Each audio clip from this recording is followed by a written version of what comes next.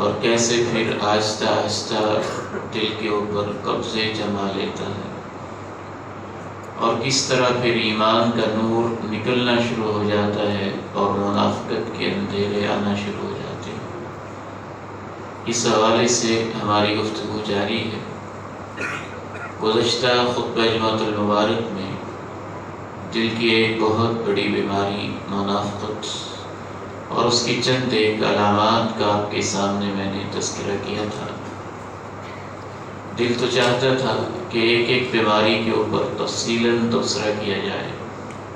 لیکن اس طرح اس موضوع کو سمیٹنا ممکن نہیں رہے گا، کیونکہ ایک ایک بیماری کے اوپر قرآن و سنت میں بہت ساری تفصیلات موجود ہیں۔ اس لیے میں یہ چاہوں گا کہ ہم پیٹرن میں کچھ تبدیلی کرتے ہوئے بیماریوں کا زیادہ تفصیلی تعارف کروانے کی بجائے ان کا احاطہ کرتے ہوئے چند ایک بڑی اور بنیادی دل کی بیماریاں اور ساتھ ساتھ ان کا مختصر علاج آپ کے سامنے رکھتے جائیں۔ منافقت ہی کی ایک ذیلی قسم ہے اور دل کی بہت بڑی بیماری ہے، اسے ریاکاری کہا جاتا ہے۔ صحابہ کرام رضی اللہ عنہ اجمعین تشریف فرما تھے۔ فتنہ دجال کے اوپر ڈسکشن جاری تھی، اور یاد رکھیے کہ حضرت آدم علیہ السلام کے عہد مبارک سے لے کر اللہ کے پیارے نبی علیہ السلام کے عہد مسعود تک، اور آپ کے دور سے لے کے قیامت کے آخری انسان تک دجال سے بڑا فتنہ کوئی نہیں ہے۔ ہر نبی اس کے بارے میں اپنی امت کو آگاہ کرتا رہا ہے، اور نبی علیہ السلام نے تو اس کو باقاعدہ بہت سارے مقامات پہ اس کے بارے میں آگاہ کیا، تو صحابہ کرام اس کے بارے میں یقیناً فکر مند رہتے تھے اور اس موضوع پہ بات کر رہے تھے۔ ظاہر ہے سوچ رہے ہوں گے دجال کا فتنہ، اس کی علامات، اس سے بچاؤ۔ اللہ کے نبی علیہ السلام تشریف لائے اور آپ نے ارشاد فرمایا، اے میرے صحابہ، کیا میں تمہیں ایسی چیز نہ بتاؤں جو میرے نزدیک دجال سے بھی زیادہ خطرناک ہے؟ حالانکہ دجال سے بڑا فتنہ کوئی نہیں ہے، لیکن اس حدیث میں آپ نے فرمایا، کیا میں تمہیں ایسی چیز نہ بتاؤں جو دجال سے بھی زیادہ خطرناک ہے؟ صحابہ نے کہا، کیوں نہیں، اے اللہ کے رسول صلی اللہ علیہ وسلم بتا دیجئے۔ تو آپ نے ارشاد فرمایا، الشرک الاصغر، دجال سے بھی جس کا مجھے زیادہ اندیشہ اور زیادہ خطرہ ہے وہ شرک اصغر ہے، اور شرک اصغر یہ ہے ان یقوم الرجل یصلی، کہ آدمی نماز کے لیے کھڑا ہو، اللہ کی خاطر نماز پڑھ رہا ہو، لیکن اسے محسوس ہو کہ مجھے کوئی دیکھ رہا ہے، تو پھر اس کو دکھانے کے لیے اپنی نماز کو زیادہ خوبصورت کرتے ہیں۔ اس حدیث میں ایک حوالے سے آپ نے ریاکاری اور دکھاوے کو دجال سے زیادہ خطرناک قرار دیا۔ اس کی وجہ یہ سمجھ میں آتی ہے کہ دجال کا فتنہ ایک خاص دور کے اندر ہوگا، اور جو اس دور کے اندر لوگ موجود ہیں ان کے لیے وہ خطرناک ہوگا، اور ریاکاری کا فتنہ ہر دور کے اندر ہے اور ہر شخص کے لیے ہے۔ کوئی بھی کام کرنا، خصوصاً دین کا کام، خیر کا کام، نیکی کا کام، اور اس کے بارے میں یہ خواہش رکھنا کہ کوئی مجھے دیکھے، کوئی میری تعریف کرے، یہ ریاکاری کا فتنہ ویسے تو ہر دور کے اندر ہی بڑا خطرناک اور سنگین رہا، لیکن اس دور میں تو خصوصاً ڈر لگتا ہے کہ شاید اس بڑی محفل میں کوئی ہوگا جسے اللہ نے اس سے بچا لیا ہوگا۔ یہ دل کی بیماری ہے، دل کا روگ ہے، دل کے اوپر اس کا حملہ ہوتا ہے، اور اندر ہی اندر اعمال کو ایسے کھا جاتا ہے اور اس طرح سے تباہ و برباد کر دیتا ہے کہ سب کچھ کر کے بھی انسان اللہ کی عدالت میں خالی ہاتھ رہتا ہے۔ رسول اللہ صلی اللہ علیہ وسلم ارشاد فرماتے ہیں، یقول اللہ سبحانہ وتعالی، کہ اللہ کہتا ہے، اللہ ارشاد فرماتے ہیں، من عمل عملا اشرک فیہ معی غیری ترکتہ وشرکہ، جو کوئی عمل کرتا ہے اور اس عمل کے اندر کسی اور کا حصہ بھی رکھ دیتا ہے، ترکتہ وشرکہ، میں اس کے عمل کو بھی، اس بندے کو بھی چھوڑ دیتا ہوں، اور اس نے جو حصہ میرا رکھا تھا میں اس کو بھی چھوڑ دیتا ہوں۔ انا اغنی الشرکاء عن الشرک، کوئی حصہ دار اپنے حصے کو نہیں چھوڑتا، اور اللہ کہتے ہیں میں سب سے بے نیاز ہوں۔ جو کہ ایسا عمل کرتا ہے جس میں اوروں کا حصہ رکھ دیتا ہے تو میں اپنے حصے کو چھوڑ دیتا ہوں اور میں وہ عمل قبول نہیں کرتا ہوں۔ ہم اپنی روزمرہ کی زندگی میں ضرورت مند بھی ہوتے ہیں، محتاج بھی ہوتے ہیں، اور ہمیں ایک چیز کی طلب بھی ہوتی ہے، اس کے باوجود ہم خالص چیز تلاش کرتے ہیں کہ خالص ملے، ملاوٹ والی پسند نہیں کرتے۔ اللہ تو بادشاہوں کا بادشاہ ہے، سب سے بڑی ہستی ہے، وہ تو ہمارے عمل کا محتاج ہی نہیں ہے۔ وہ عمل جو اس کے لیے خالص نہ ہو اللہ اسے کبھی بھی قبول نہیں فرماتا۔ وَمَا أُمِرُوا إِلَّا لِيَعْبُدُوا اللَّهَ مُخْلِصِينَ لَهُ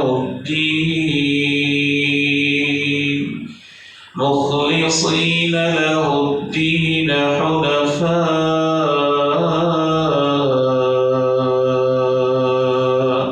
وَيُقِيمُوا الصَّلَاةَ وَيُؤْتُوا الزَّكَاةَ وَذَلِكَ دِينُ الْقَيِّمَةِ۔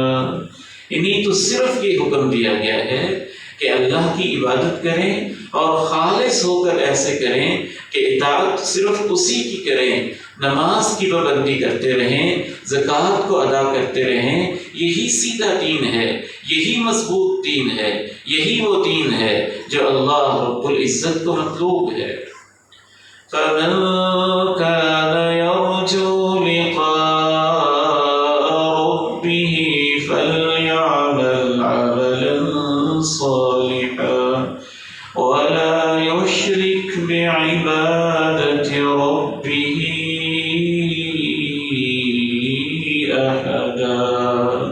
جسے امید ہو، یقین ہو کہ رب سے ملنا ہے اور اللہ کے سامنے پیش ہونا ہے، وہ ایسا نیک عمل کرے جس میں وہ اللہ کے ساتھ کسی کا کوئی حصہ نہ رکھے۔ دل کی اس بیماری کا علاج کیا ہے؟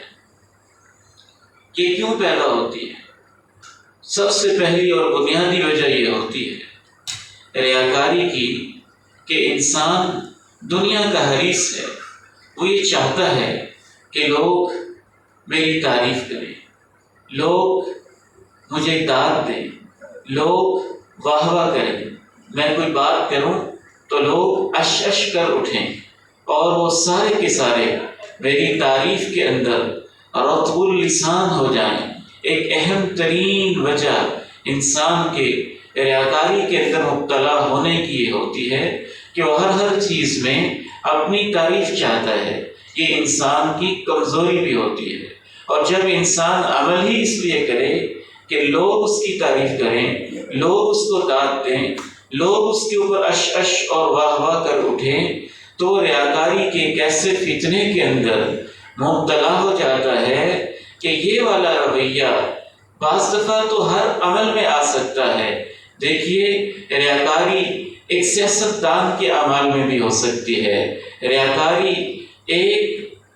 پولیس ڈپارٹمنٹ کے شخص میں بھی ہو سکتی ہے، ریاکاری ایک فوج کے محکمہ سے متعلق شخص میں بھی ہو سکتی ہے، ریاکاری تجارت اور کاروباری معاملات کے اندر بھی ہو سکتی ہے، لیکن خصوصاً ریاکاری اس وقت زیادہ خطرناک ہو جاتی ہے جب بندہ دین کے نام پہ ریاکاری کرتا ہے۔ وہ شہرت اپنی چاہتا ہے، فین فالوئنگ اپنی چاہتا ہے، فالوورز اپنے بڑھانا چاہتا ہے، مفادات اس کے اپنے ہوتے ہیں، مصالح اس کے اپنے ہوتے ہیں، اغراض اس کی اپنی ہوتی ہیں، کچھ اپنے اس کے اہداف اور مقاصد ہوتے ہیں، وہ ان کو حاصل کرنے کے لیے اپنی ذات کی پروجیکشن کے لیے جب دین کا نام استعمال کرتا ہے اور دین کے حلیے میں اور دین کا چہرہ مہرہ بنا کر اور دین کے رنگ روپ کے اندر آ کر ریاکاری کرتا ہے تو پھر یہ زیادہ خطرناک ہو جاتی ہے، اور اس قدر زیادہ خطرناک ہو جاتی ہے کہ پھر معاشرے کے اندر نظر تو آ رہا ہوتا ہے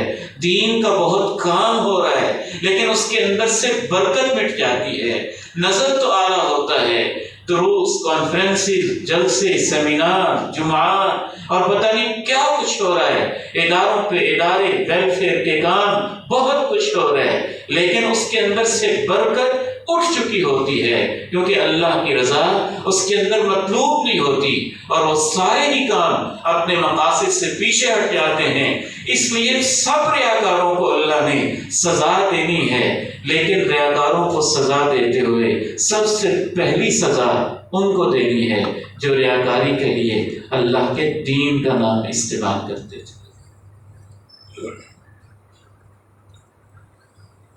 حضرت ابو ہریرہ رضی اللہ تعالیٰ عنہ کے ایک شاگرد شفیع الاصبحی رحمہ اللہ کہتے ہیں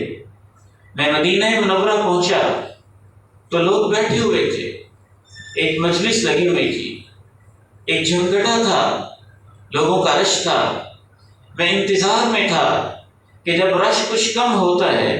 تو میں اس عالم دین اور اس صحابی رسول سے خلوت میں علیحدگی میں کوئی بات پوچھوں گا۔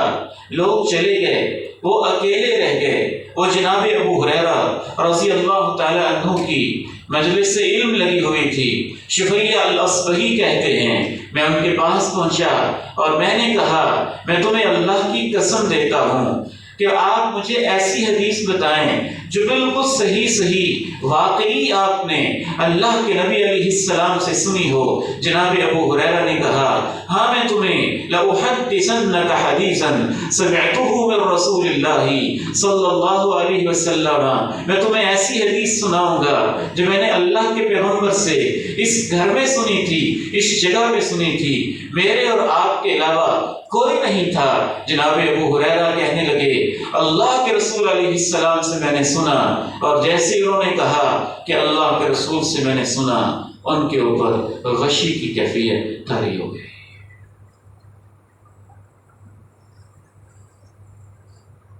وہ پریشان ہوئے کہ جناب ابو ہریرہ رضی اللہ تعالیٰ عنہ کو یہ کیا ہو رہا ہے، تھوڑا افاقہ ہوا۔ پھر جناب ابو ہریرہ کہنے لگے میں تمہیں ایسی حدیث سناتا ہوں جو میں نے اللہ کے پیغمبر علیہ السلام سے خود سنی تھی، میرے اور آپ کے علاوہ اس وقت اس گھر میں اور کوئی نہیں تھا۔ حدیث شروع کرنے لگے اور پھر ان کے اوپر غشی کی کیفیت طاری ہو گئی۔ یہ پریشان کہ کیا ماجرا ہے، کچھ افاقہ ہوا۔ پھر جناب ابو ہریرہ رضی اللہ تعالیٰ عنہ نے اپنے آپ کو سنبھالا اور بیٹھ کے کہنے لگے میں تمہیں اللہ کے نبی علیہ السلام کی آپ کی زبان مبارک سے سنی ہوئی ایسی حدیث سناتا ہوں جو میں نے خود آپ سے سنی تھی، میں نے اللہ کے نبی علیہ السلام سے سنا تھا، اور اب کی بار تیسری دفعہ غشی اتنی شدید طاری ہوئی کہ راوی کہتا ہے جناب ابو ہریرہ ایسے ہوئے جیسا کہ زمین کے اوپر گر پڑے ہوں، اور لمبی ایک کیفیت طاری رہی۔ میں نے ان کو سہارا دے کے بٹھایا، کچھ طبیعت میں افاقہ ہوا تو جناب ابو ہریرہ رضی اللہ تعالیٰ عنہ نے کہا میں نے اللہ کے پیارے نبی علیہ السلام سے سنا ہے قیامت کے دن ایک مجاہد کو لایا جائے گا، ایک عالم کو لایا جائے گا، ایک سخی کو لایا جائے گا، اللہ ان سے پوچھیں گے، مجاہد کو اپنی نعمتیں گنوائیں گے، سخی کو اپنی نعمتیں گنوائیں گے، عالم کو اپنی نعمتیں گنوائیں گے، پھر ان سے پوچھیں گے خلاصہ یہ ہے کہ تم نے کیا کیا؟ مجاہد کہے گا اللہ میں نے اپنی جان تیرے رستے کے اندر قربان کر دی تھی۔ اللہ کہیں گے تو جھوٹ بولتا ہے، تو نے اس لیے کہا تھا، تیرے دل میں یہ بات تھی۔ لوگ کہیں گے یہ کتنا بہادر ہے۔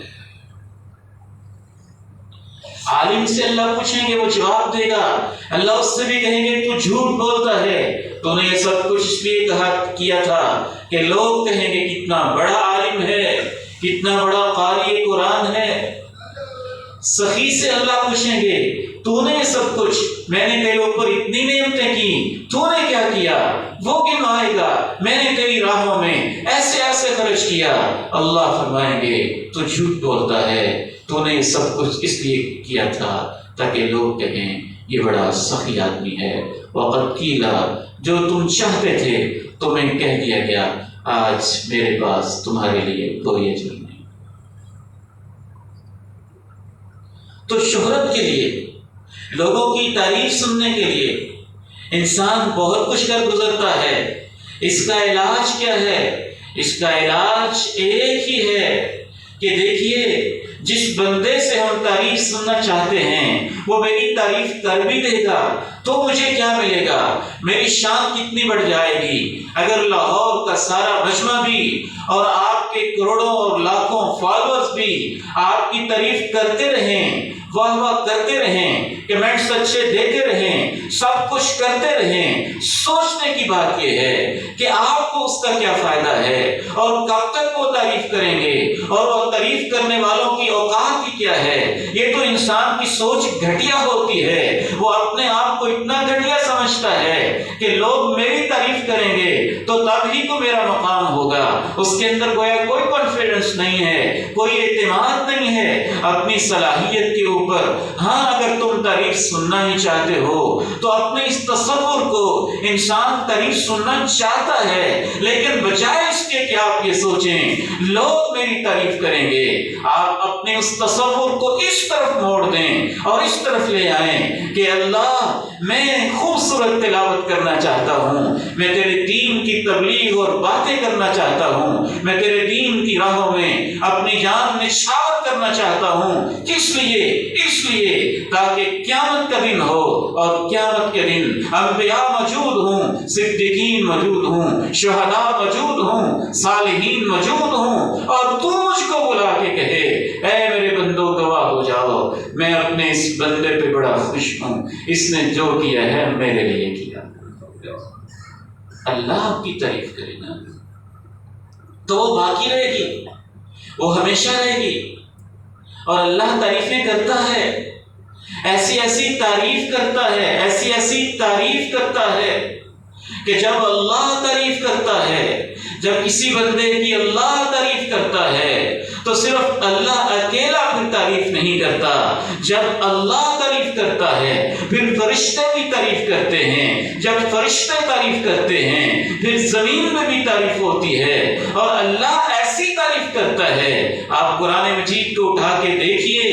جن لوگوں کو شیطان نے غلط راہوں پہ لگا دیا اور آج تک صحابہ کی ذات پہ کیچڑ اچھال رہے ہیں، ان کو شرم آنی چاہیے۔ صحابہ تو ہستیاں ہیں کہ انہوں نے اللہ کے لیے کیا، اور اللہ ان پہ ایسا خوش ہوا کہ اللہ نے ان کی تعریف سے اپنے قرآن کو بھر دیا۔ من المؤمنین رجال صدقوا ما عاهدوا الله علیہ فمنهم من قضى نحبه ومنهم من ينتظر وما بدلوا تبدیلا۔ اہل ایمان میں یہ ایسے مردان حق ہیں، انہوں نے میرے ساتھ کیے ہوئے سارے ہی وعدے سچ کر دکھائے ہیں۔ جس صحابی نے اصرار کیا تھا اپنی ذات کے اوپر، اللہ نے قرآن میں کیسی تعریف کی، وَيُؤْثِرُونَ عَلَىٰ أَنفُسِهِمْ وَلَوْ كَانَ بِهِمْ خَصَاصَةٌ۔ یہ وہ لوگ ہیں ان کو خود ضرورت ہوتی ہے لیکن یہ دوسروں کو اپنی ذات کے اوپر ترجیح دے دیتے ہیں۔ ریاکاری کی خطرناک وجہ لوگوں سے تعریف سننا ہوتا ہے۔ اچھا، اگر آپ کی تعریف ہو بھی گئی، آپ کی تعریف ہو گئی، آپ کی شہرت ہو گئی، ساری دنیا کو پتہ چل گیا آپ بڑے سخی ہیں، آپ بڑے بہادر ہیں، آپ بڑے جری ہیں، آپ بڑے عالم ہیں، تو کیا اللہ کے سامنے پیش نہیں ہونا؟ کل قیامت کے دن اگر آپ کی تعریف تعریف لاکھ لوگوں نے کی، اگر آپ کی تعریف 1 کروڑ انسانوں نے کی، اگر آپ کی تعریف 10 کروڑ انسانوں نے کی، تو قیامت کے دن اللہ آپ کو ایسے ذلیل کرے گا ریاکاری کی وجہ سے کہ جب جناب آدم سے لے کے قیامت کا آخری انسان بھی موجود ہوگا، اللہ اس بندے کو سب کے سامنے بلائے گا اور سب کے سامنے بلا کے کہے گا من سمع سمع اللہ بی ومن یرائی یرائی اللہ بی، سب کو سنا کے اعلان کر کے کہے گا اس نے بڑی نیکیاں کی تھیں لیکن تمہیں سنانے کے لیے کی تھیں، آج یہ ذلیل و خوار ہوا ہے، میرے ساتھ یہ مخلص نہیں تھا، تم نے سن لیا، جاؤ اس سے کہا جائے گا دفع ہو جاؤ، تمہارے پاس میرے پاس تمہارے لیے کوئی اجر نہیں ہے۔ تو اس تعریف کا کیا فائدہ ہوا جو آخر کار ذلت کے اندر بدل گئی؟ انسان بعض دفعہ دل کی اس بیماری کے اندر، ریاکاری اور دکھاوے کے اندر اس لیے مبتلا ہو جاتا ہے کہ اسے کسی سے لالچ ہوتی ہے، اسے کسی سے توقع ہوتی ہے، وہ مجھے ایسا سمجھے گا تو میرے ساتھ یہ اچھا سلوک کرے گا، جب اسے پتہ چلے گا میں اتنا صالح متقی اور نیک ہوں تو میرے ساتھ یہ معاملہ کرے گا، کوئی نہ کوئی لالچ ہوتی ہے، اس لالچ کی وجہ سے، حرص کی وجہ سے، طمع کی وجہ سے انسان ریاکاری کے اندر مبتلا ہو جاتا ہے۔ یہ حرص اور طمع بھی انسان کی فطرت میں ہے کسی حد تک، اس کی بھی آپ نے ڈائریکشن بدل دینی ہے، سمت بدل دینی ہے، زاویے کو چینج کر دینا ہے۔ آپ کو لالچ رکھنے سے ہم نہیں منع کرتے، لیکن لالچ ان بندوں سے نہ رکھیں جو اپنی زندگی کے ایک سانس کے مالک بھی نہیں ہے۔ اگر میں اس بڑی محفل میں کسی شخص سے بھی لالچ رکھوں تو آپ میں سے کون ہے جو اپنے ایک سانس کی گارنٹی دے سکتا ہے کہ میرے ممبر کے اترنے تک وہ زندہ بھی رہے گا، اس کے پاس وہ اختیار بھی رہے گا؟ یہاں تو 1 منٹ کے اندر حالات بدل دیتے ہیں۔ اللہ بادشاہوں کو تخت سے کیسے نیچے اٹھاتا ہے، پسے زندہ کیسے بیچتا ہے، انسان اپنی آنکھوں سے یہ منظر دیکھتا ہے، کس طرح مالدار لوگ فقیر ہوتے ہیں، کس طرح فقیروں کو وہ غنی کرتا ہے، کس طرح حسین و جمال اور حسن کے مرکہ انسانوں کو بیماری میں مبتلا کر کے ان سے حسن چھین لیتا ہے، کس طرح بیماروں کو اللہ تندرست کر دیتا ہے۔ یہ سب کچھ دیکھنے کے بعد بھی جو اپنے جیسے کمزور انسانوں سے لالچ لگائے رکھتا ہے، حرص لگائے رکھتا ہے، طمع لگائے رکھتا ہے، اس سے بڑا بیوقوف انسان کوئی نہیں۔ ہاں آپ لالچ رکھیں، کیا لالچ رکھیں؟ جو اللہ کے قرآن نے بتایا، إنما نطعمكم لوجه الله لا نريد منكم جزاء ولا شكورا إنا نخاف من ربنا يوما عبوسا قمطريرا فوقاهم الله شر ذلك اليوم ولقاهم نضرة وسرورا وجزاهم بما صبروا جنة وحريرا۔ ہم تو تمہیں اس لیے کھلاتے ہیں کہ ہمارا اللہ ہمارے اوپر راضی ہو جائے۔ جنت کی عرص، جنت کی تمام، آخرت کی تمام، اللہ سے ثواب کی امید، اللہ سے اجر کی امید، اللہ رب العزت سے ساری توقعات، اللہ سے ساری امیدیں، اللہ کے لیے سب کچھ کرنا۔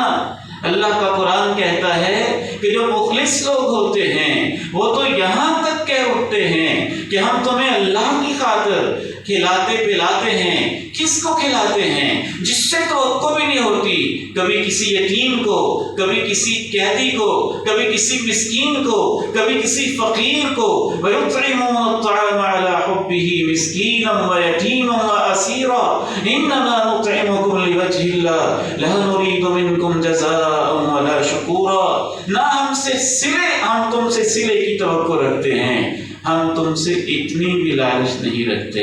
کہ تم ہمیں شکریہ ہی کہہ دو، اس کا بھی انتظار نہیں کرتے۔ اللہ کہتے ہیں کہ جب ان کی ایسی نیت تھی تو ہم نے ان کو یہ بدلہ دیا، ہم نے ان کو کیسا کیسا